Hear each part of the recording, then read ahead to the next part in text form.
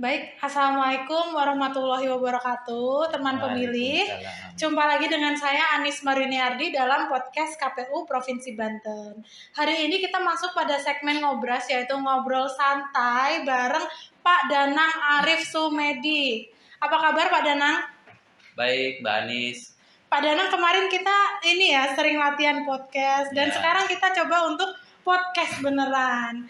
Nah, hari ini kita mau mengulik seberapa lama Pak Danang ini bekerja di KPU, kemudian pengalamannya dan sharing ilmunya nanti terkait dengan penghitungan dan pemungutan suara.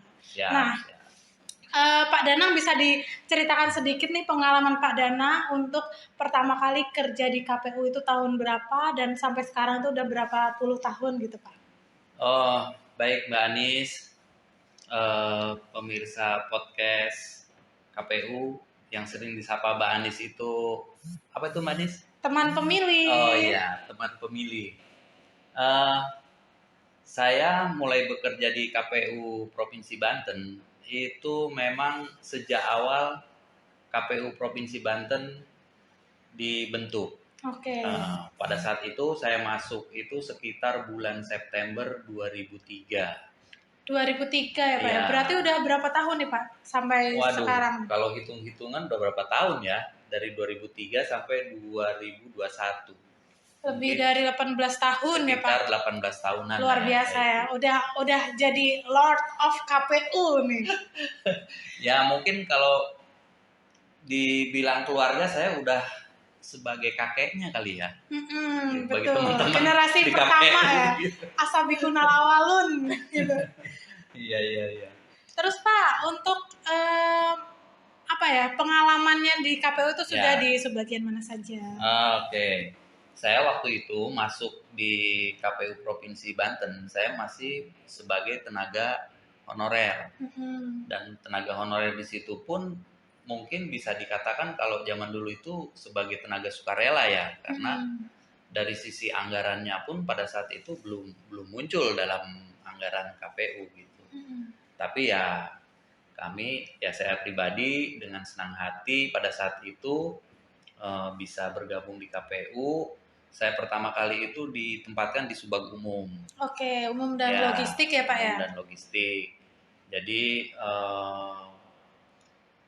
tugas sehari-hari saya di sana untuk mengagendakan surat-surat masuk, surat keluar, seperti itu, dan membantu menyiapkan keperluan-keperluan kantor lainnya. Dan nggak lama dari itu, saya di tahun 2004, saya juga ditempatkan di subbagian hukum.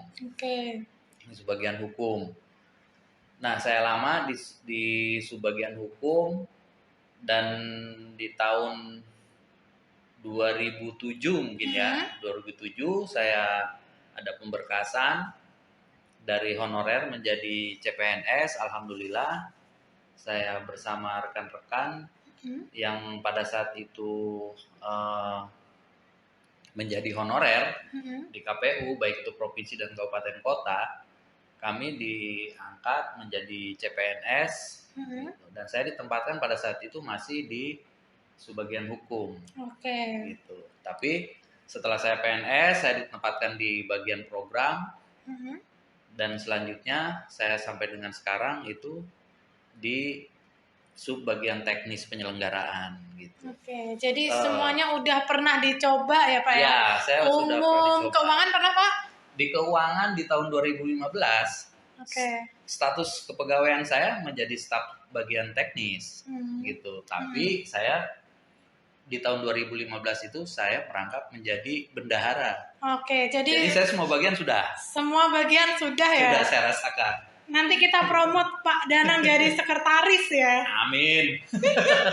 Pak Danang, karena sudah hampir 20 tahun ya kira-kira ya bekerja di KPU ini, pengalaman paling ekstrim yang pernah Pak Danang rasakan berkaitan dengan bekerja di KPU itu apa nih Pak? Kita pengen tahu nih Pak.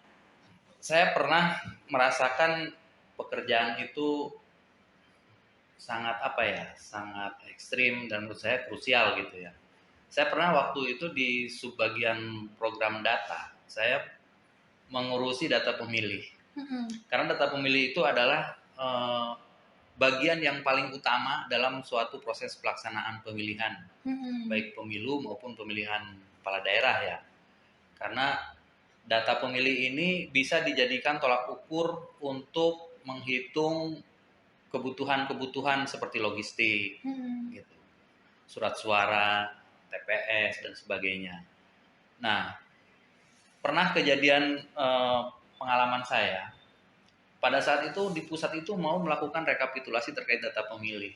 Sementara di Provinsi Banten itu masih belum selesai untuk merekapitulasinya karena memang data yang dari kabupaten kotanya juga belum lengkap gitu. Jadi disitulah gitu, waduh jangan-jangan nih data yang kita serahkan ke pusat masih ada data-data yang belum lengkap gitu. Sementara itu sangat krusial apabila data pemilih itu kurang, maka baik itu logistik untuk kebutuhan penyelenggaranya itu juga akan miss nantinya perhitungannya. Gitu. Itu ya Pak ya? Iya. Jadi sebelum ada pemutakhiran data pemilih ya Pak? Iya, belum ada pemutakhiran data pemilih yang menggunakan teknologi seperti yang sekarang. Iya, gitu. jadi masih lebih repot gitu ya istilahnya ya Pak. Betul. Nah, sekarang kan kita tahu ya teman pemilih Pak Danang ini menjadi salah satu kunci dari subbagian teknis dan Hubmas. Karena beliau yang mengetahui ya bagaimana teknik pemungutan suara, sistem penghitungan suara. Nah, kita sekarang mencoba untuk belajar sama Pak Danang, apakah itu pemungutan suara ya? Definisinya dulu deh, karena banyak dari kita yang nggak tahu nih Pak, pemungutan suara itu apakah suara dipungut, suara dicoblos atau seperti apa? Silakan Pak Danang. Ya, baik Mbak Anis, perlu kita garis bawahi ya, saya itu hanya salah satu kunci ya. Harus diingat itu. Jadi tidak murni ada di saya gitu segala sesuatunya. Disclaimer dulu ya pemilih ya. Betul. Oh iya. Jadi pengertian pemungutan suara mungkin lebih familiar itu masyarakat luas itu mengenalnya adalah pencoblosan. Gitu. Pencoblosan untuk suatu pemilihan. Itu adalah yang kita sebut dengan pemungutan suara. Jadi pemungutan suara itu adalah penggunaan hak pilih, penggunaan hak pilih masyarakat yang mempunyai hak pilih pada hari pemungutan dan penghitungan suara yang dilaksanakan di TPS. Gitu. Jadi itulah yang disebut dengan pemungutan suara. Gitu.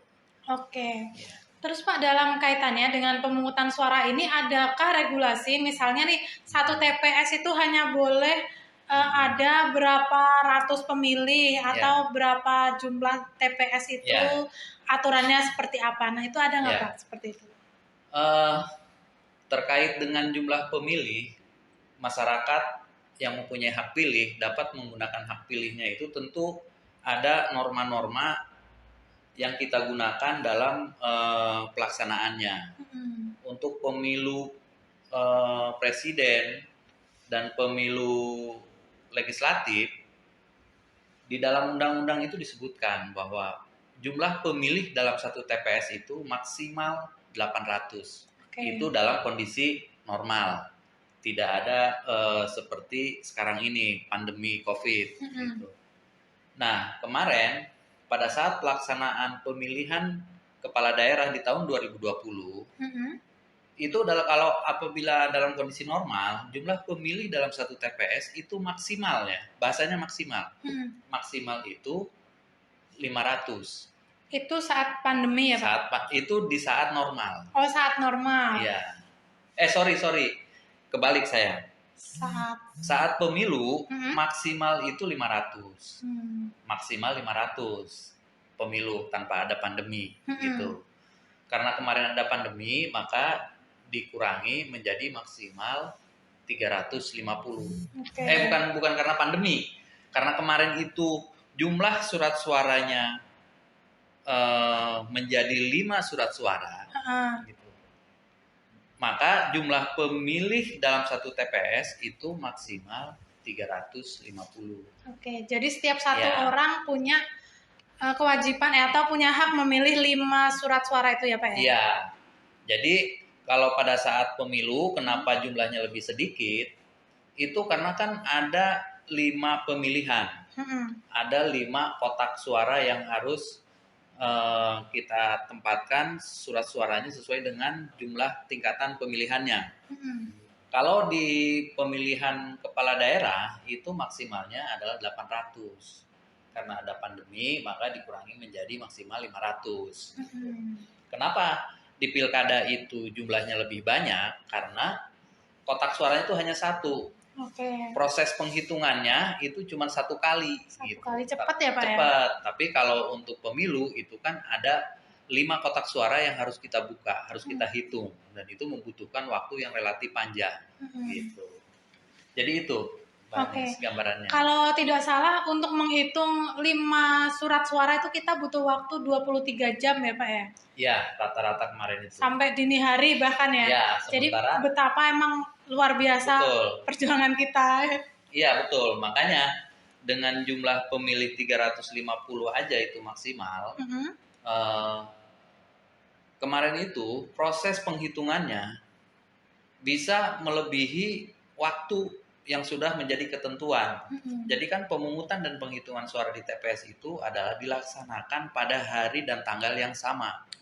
Jadi tidak boleh melebihi, misalkan kalau misalkan pemungutan suara pemilu itu tanggal 9 September, tanggal 9 September pukul 24.00 itu harus selesai. Jadi apabila jumlah pemilihnya banyak, otomatis surat suara yang akan dibacakannya satu persatu itu akan memakan waktu lebih banyak. Begitu. Jadi rasionalisasinya seperti itu ya teman pemilih. Nah, kita masuk pada segmen penghitungan suara. Tadi kan udah pemungutan suara ya. Pemungutan suara itu nyoblos ya bahasa sederhananya. Nah, penghitungan suara nih Pak, itu seperti apa? Jadi jenjangnya, kemudian kardus-kardus surat suara itu dibawa kemana, terus kemana. Nah, itu kita perlu tahu ya teman pemilih ya. Suara kita itu mau dibawa kemana gitu kan. Coba Pak Danang bisa menjelaskan ke teman pemilih, silakan Pak. Ya. Baik, jadi begini, tadi udah saya sampaikan bahwa pemungutan dan penghitungan itu dilaksanakan pada hari yang sama, gitu kan, itu harus selesai. Gitu. Jadi setelah kita selesai mencoblos, memberikan hak suara si para pemilih ini, di mana pemungutan suara itu dilaksanakan mulai dari pukul 7 sampai dengan pukul 13, gitu. Setelah pukul 13 itu adalah tahapannya untuk menghitung. Nah, setelah dihitung itu dilakukan di TPS ya, oleh KPPS. Setelah dihitung, selesai dihitung, maka si surat suara itu dimasukkan lagi ke dalam kotak suara, lalu dilakukan rekapitulasi di tingkat kecamatan. Jadi si kotak suaranya itu dibawa ke tingkat kecamatan, maka dilakukan rekapitulasi di tingkat kecamatan. Setelah selesai rekapitulasi di tingkat kecamatan, maka nanti dilakukan rekapitulasi juga di tingkat kabupaten.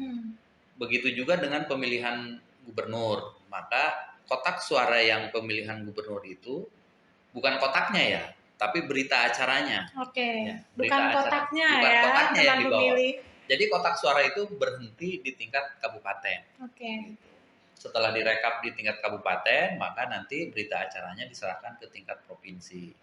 Dan apabila itu pelaksanaan pemilihan legislatif dan pilpres, maka setelah rekapitulasi di tingkat provinsi, berita acaranya itu kita serahkan ke KPU RI. Maka nanti dilakukan rekapitulasi di tingkat pusat. Gitu. Dan ditetapkanlah, kalau memang itu pemilu, berarti ditetapkan oleh keputusan KPU RI. Tapi kalau pilkada, pemilihan gubernur itu ditetapkan oleh KPU provinsi.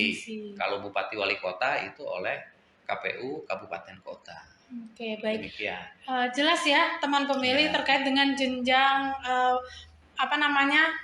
perjalanan surat suara kita itu sampai di mana, itu udah clear lah ya terkait dengan itu. Nah, untuk mengkonversi jumlah suara menjadi kursi nih Pak, itu kan kita hanya membahasnya di ruang-ruang kuliah ya. Iya. Di masyarakat itu tidak banyak yang mengetahui. Jadi berapa kursi yang harus berapa suara yang harus didapatkan untuk sebuah kursi misalnya di DPRD atau di DPD, DPR RI. Nah, itu sistem penghitungannya itu seperti apa Pak? Baik. Kita secara berjenjang ya. Misalkan kita pemilihan terkait anggota DPD. Kalau anggota DPD itu kan perwakilan wilayah ya, perwakilan provinsi. Setiap satu provinsi itu adalah 4 kursi. Baik, iya. Jadi seluruh Indonesia itu, setiap provinsi itu mempunyai jatah 4 kursi untuk masing-masing DPD-nya. Untuk DPD itu ya mudah saja, dia adalah peringkat suara terbanyak pertama sampai dengan peringkat suara terbanyak keempat, itulah yang akan menjadi anggota DPD terpilih. Gitu. Jadi nggak ada regulasi mayoritas pluralitas ya Pak ya? Nggak ada. Kalau untuk DPD gitu. Tetapi kalau untuk kursi DPR, baik itu DPR RI, DPRD provinsi dan kabupaten kota, jumlah kursi yang diperebutkan itu adalah sudah ditetapkan sebelumnya. Itu misalkan dibagi dengan dapil-dapil daerah pemilihan. Contoh soal misalkan untuk di wilayah Provinsi Banten itu dapil 1 itu jumlah kursinya adalah 5. Jumlah kursinya 5. Setiap dapil. Dapil 1 di Provinsi Banten itu adalah kuota kursinya itu adalah 5 gitu.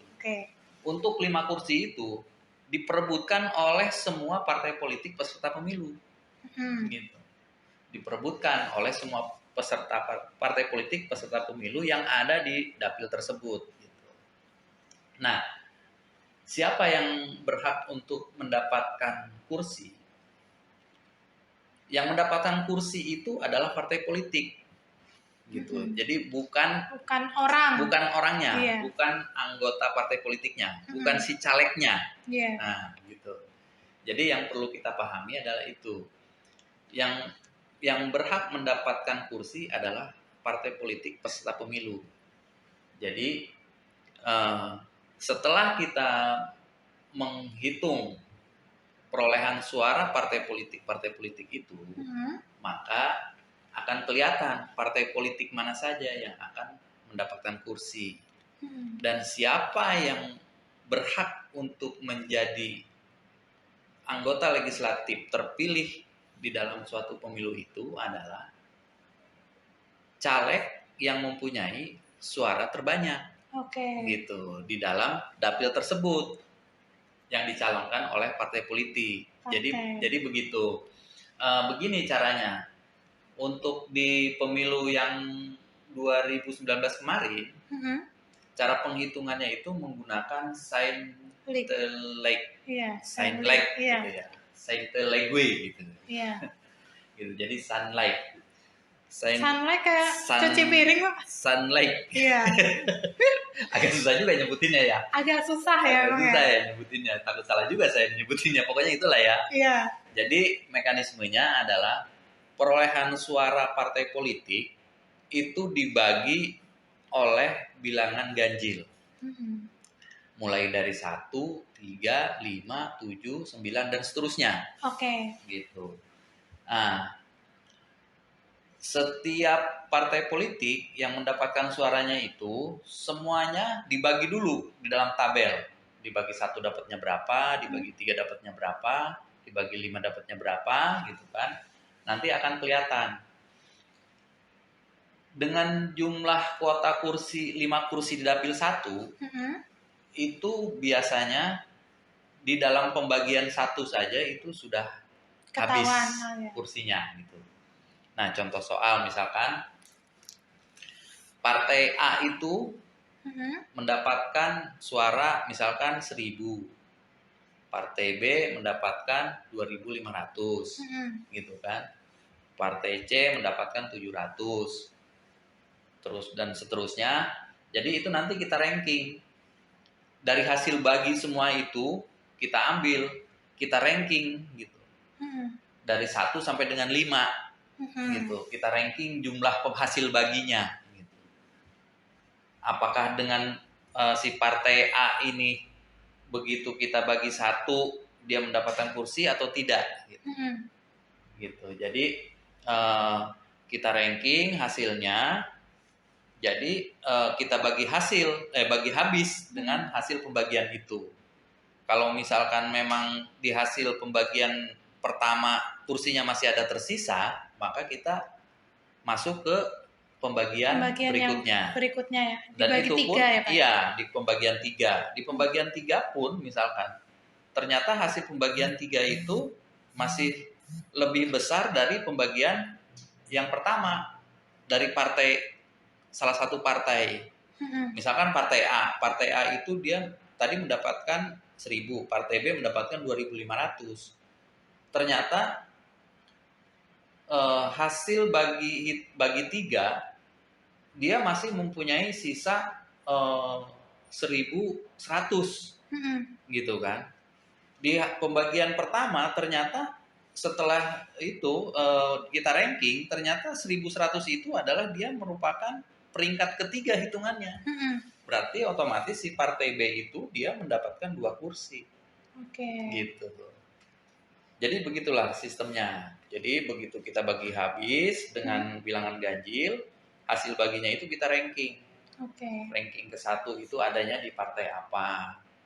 Sisa suaranya, terus yang ke berikutnya, sisa kursinya maksudnya. Sisa kursinya, kursi kedua itu berarti di ranking kedua perolehan suara terbanyak, ketiga dan berikutnya. Begitu Mbak Anis caranya.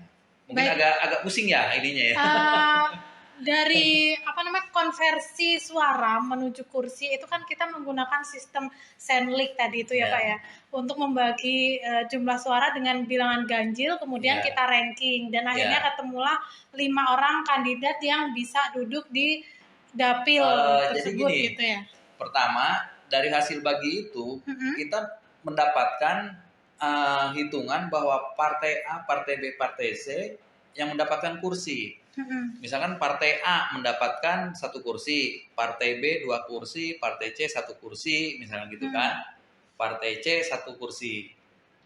Jadi habislah 5. Berarti kan untuk partai A itu yang akan menjadi anggota DPRD provinsi itu adalah caleg suara terbanyak di partai A di dapil tersebut. Nah, untuk yang partai B berarti suara terbanyak ke-1 dan suara terbanyak kedua. Meskipun dia dalam daftar calon tetapnya itu dia bukan sebagai nomor urut pertama misalkan DCT-nya.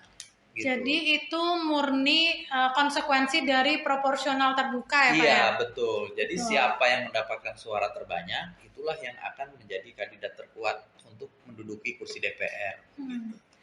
Kalau seperti itu ya, berarti kontestasi politik itu tidak hanya terjadi di luar untuk pemilih, tapi juga untuk peserta di masing-masing parpol itu juga ya Pak ya? Justru perhelatan kontestasi yang paling menegangkan itu adalah di akhir. Di akhir ya? Di akhir suatu pelaksanaan pemilu. Jadi setelah partainya ini diketahui dia mendapatkan kursi, nah tinggal nanti si caleg-calegnya itu dia akan berkompetisi kan. Siapa nih yang layak mendapatkan kursi gitu ya?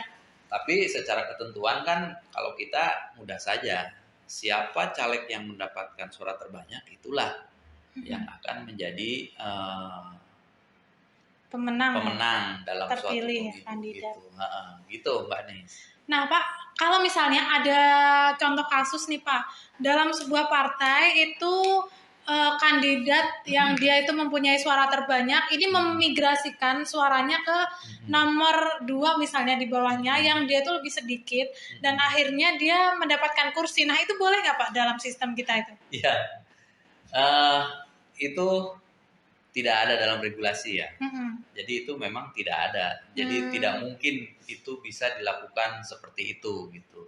Tetap kita karena kan suara pemilih itu adalah merupakan apa ya, amanah ya. Amanah yang harus kita jaga gitu. Saya memilih si A, sampai kapanpun suaranya saya itu ya ke si A. Gitu. Jadi tidak bisa saya alihkan gitu. Sekalipun si calegnya itu sendiri yang sudah merelakan untuk mengalihkan ke caleg yang lain, itu nggak mungkin terjadi gitu. Ya. Jadi ini menjadi catatan ya bagi kita untuk karena kita menggunakan sistem proporsional terbuka, itu memungkinkan kita untuk memilih orang-orang mana yang kita anggap sebagai kandidat yang amanat gitu ya, apalagi dalam kontestasi DPR atau legislatif. Nah, ada nggak catatan Pak Danang terkait dengan sistem pemilu kita itu, mana yang perlu diperbaiki, mana yang perlu regulasinya diatur lebih detail, itu ada nggak Pak? Ya, memang pelaksanaan pemilu yang sekarang ini sudah lebih baik dari yang sebelum-sebelumnya ya, kita akuin. Regulasi pun sudah cukup mumpuni gitu. Tapi memang masih ada beberapa hal yang perlu kita tingkatkan, kita sempurnakan gitu. Cuman ya itu tadi, suatu regulasi yang baik itu juga harus didukung oleh semua unsur, semua elemen, baik itu penyelenggara dan juga peserta gitu, termasuk juga masyarakat gitu. Pada intinya sih, kalau menurut saya sih sekarang sudah cukup baik ya, sudah cukup baik gitu. Jadi untuk pelaksanaan ke depan ya mudah-mudahan tinggal kita membangun tingkat kepercayaan aja ya. Tingkat kepercayaan dari masyarakat, dari peserta pemilu. Jika itu sudah bisa kita bangun, saya yakin apapun yang dilaksanakan oleh KPU gitu, ini menjadi suatu produk yang baik gitu. Yang bisa dirasakan manfaatnya gitu ya. Betul Mbak Anis. Tadi teman pemilih kita sudah banyak belajar ya tentang apa itu pemungutan suara, apa itu penghitungan suara, bagaimana mengkonversi suara menjadi kursi ya. Tadi Pak Danang udah memberikan contoh soalnya ya, kayak matematika aja nih ada contoh soalnya gitu kan. Cuman itu membuat visualisasi kita terkait dengan bagaimana proses penyelenggaraan pemilu, apalagi dalam sektor teknis penyelenggaraan pemilu itu menjadi semakin gamblang ya, semakin bisa kita bayangkan gimana prosesnya. Nah, teman pemilih, mungkin dalam episode ini kita cukupkan perbincangan kita dengan Pak Danang ya. Terima kasih Pak Danang atas ilmunya. Dan untuk teman pemilih, jangan lupa untuk subscribe dan like channel ini. Terima kasih, kami undur diri. Wassalamualaikum warahmatullahi wabarakatuh. Salam pemilih.